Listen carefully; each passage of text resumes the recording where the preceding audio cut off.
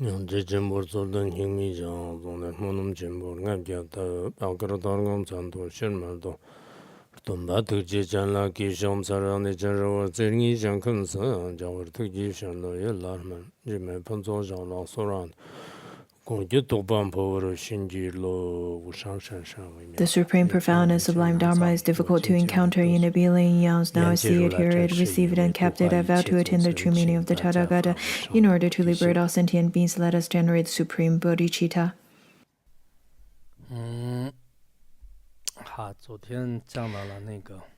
Well, yesterday we've already talked about the lineage and transmission of Kagyu.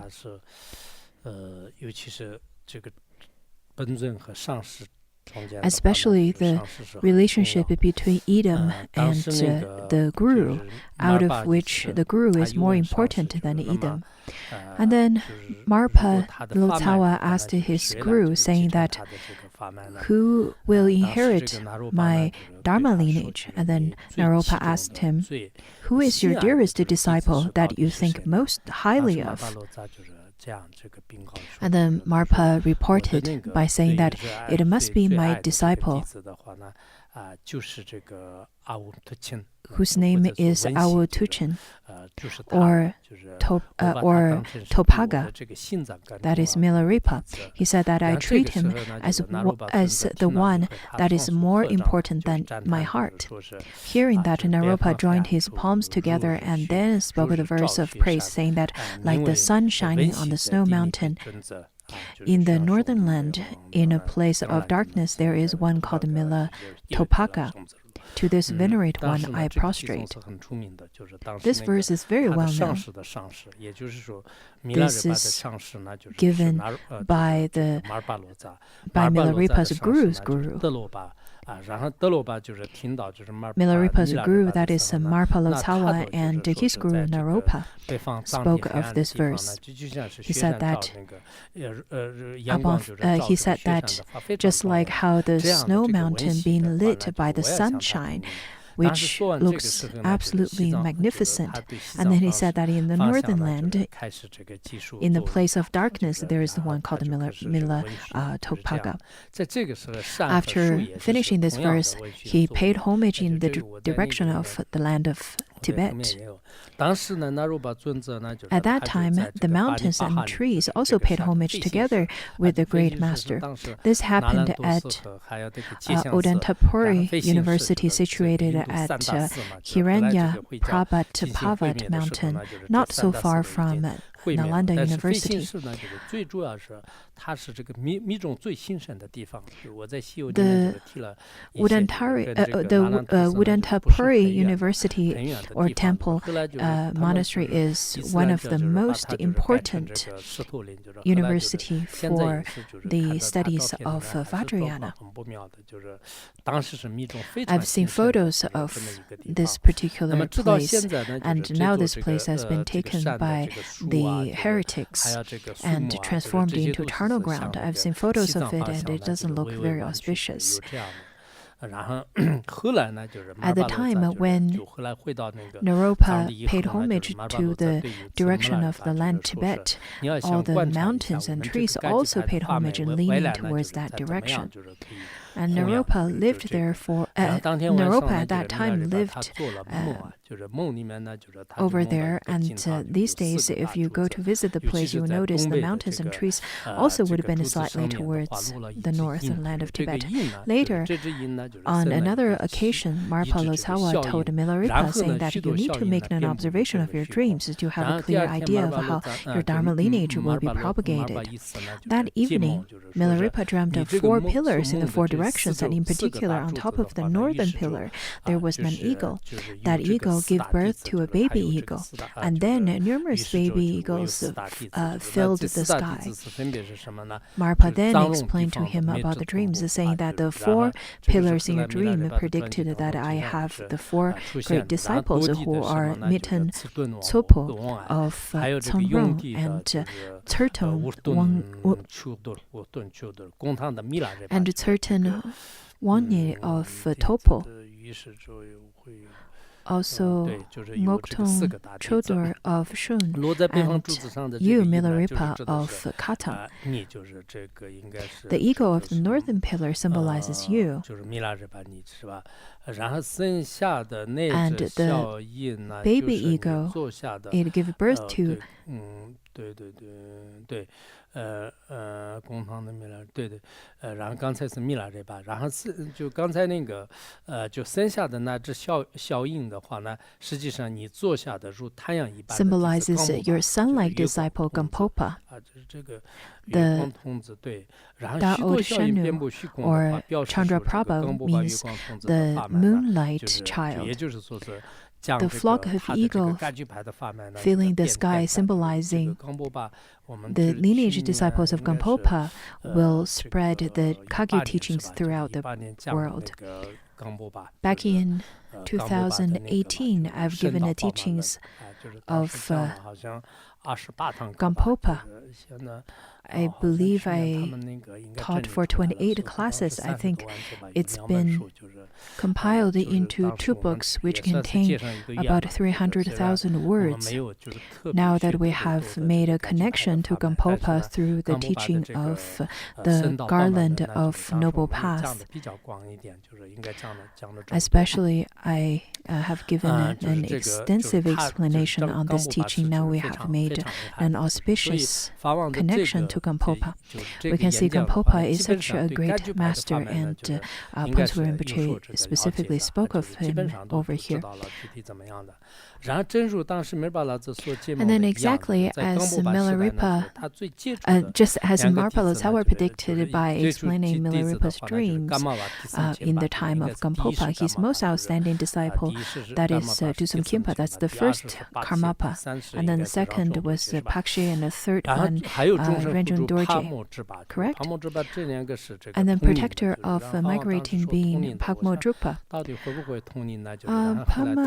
Pakmo Drukpa, is he of the same age of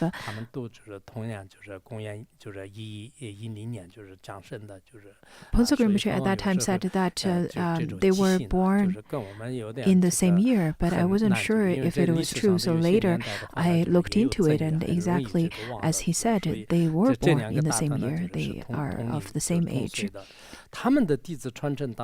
So sometimes we can see that the great masters, they really have a great pertain of memory.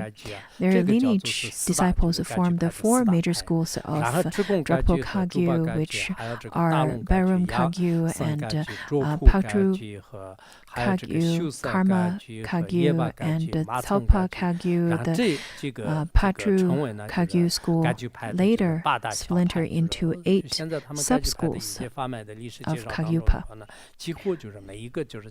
Now in the explanation of the Kagyupas, or the introduction of Kagyupas especially, in Bhutan and places like such, the Kagyupa schools are still quite prosperous, and they would include all the 4 major schools and then the 8 sub-schools of Kagyupa too. So Drukong Kagyu, Drukpa Kagyu, Taklung Kagyu, Yasang Kagyu, Trupo Kagyu, and Shusang Kagyu, Yalpa Kagyu, and Marzang Kagyu.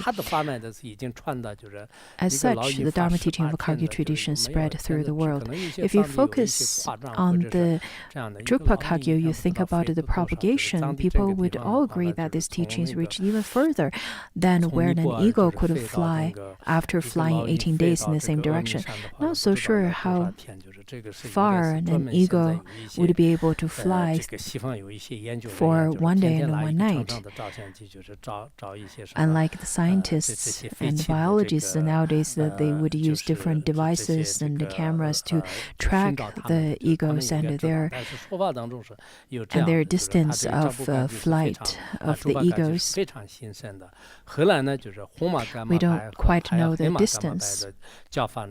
Later, the spreading of the lineage of the red crown Karmapa and the black crown Karmapa was much more widespread.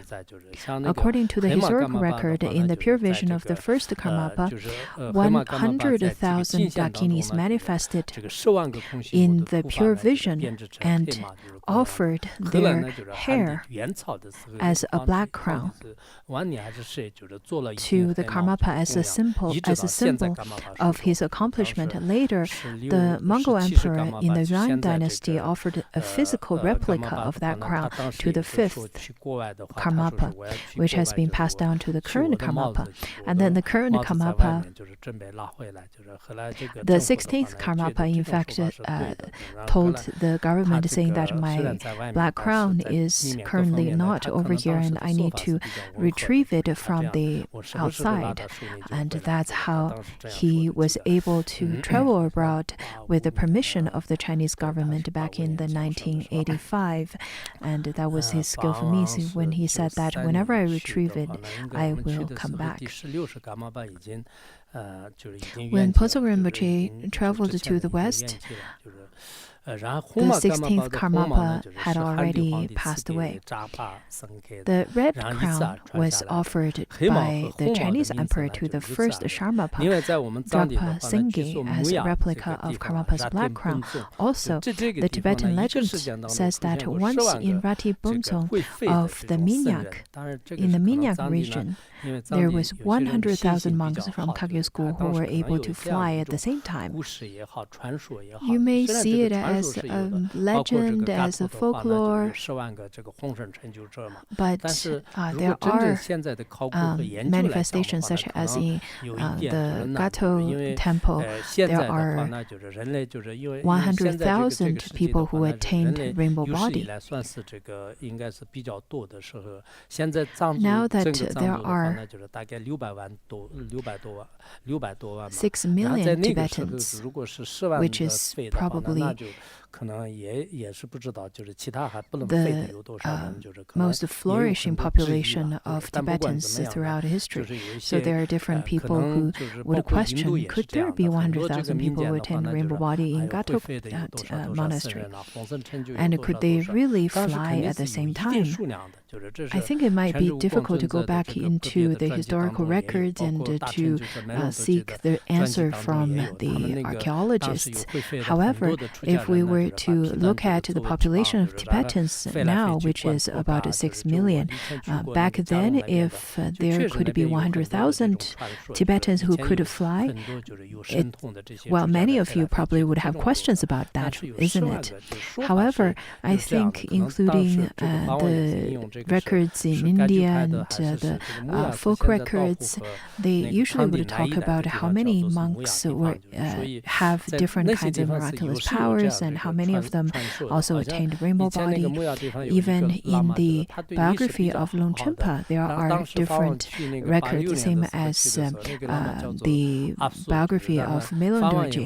They also describe the incidents or the kinds of descriptions of monastics who could fly. They would use their monastic robe as their wings, and then they were able to fly to the Gato monastery. When I went to Garon, there are lots of stories and lots of folk stories telling about the miraculous powers of monastics and who could fly here and then there. And Pansuk Rinpoche quoted this particular story. It could be from Gakyupa, from Minyak, could be from different places. Minyak is Dao and Kanding, and those are the places called Minyak. It is said that there were monastics, lamas in Minyak who were able to remember history. And when Pansuk Rinpoche went to Minyak, over there met that lama whose name is Aso, and Pansuk Rinpoche also asked, do you have 100,000 monastics who could fly? Do you remember the specific places and so on and so forth? So he said that it's been for a while, for maybe about 800 years or so. And then to continue, he said that as such, the lineage master of Kagyu school were like well-ordered golden mountains that appear in the world one after another up until today. When the 16th Karmapa and your own guru Chugen Trungpa Rinpoche came and enlightened the modern world. The above is just a very brief introduction of the main lineage masters of Kagyu. If I were to talk about them in more detail, the recounting of the life stories of each of them alone could not be finished in a few months.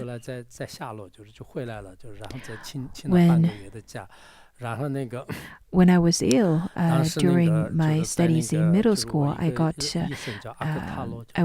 to the lower part of the village for half a month. And then the doctor, whose name was Ake Dalo, he would read me the biography of Milarepa, and I really enjoyed the story. I listened to it every single day. But 15 days of the leave was already up, so I had to go back to school, and I was feeling quite unsatisfied with not having to finish the stories, or listening to the stories of Milarepa. So over here, when we listen to this part of the teaching, it really makes me feel to go back in time and listening to the stories of Milarepa again. If he were to speak of the stories of Milarepa, he would go on for months, I'm sure. The above is just a very brief introduction of the main lineage master of Kagyu. And now I will talk about the introduction of actual practice transmission of the Kagyu lineage masters. There are three main transmissions: the uncommon secret mantra practice that leads one to attainment of Vajradhara, transmitted from the Mahasiddha Tilopa. Well, this part he spoke of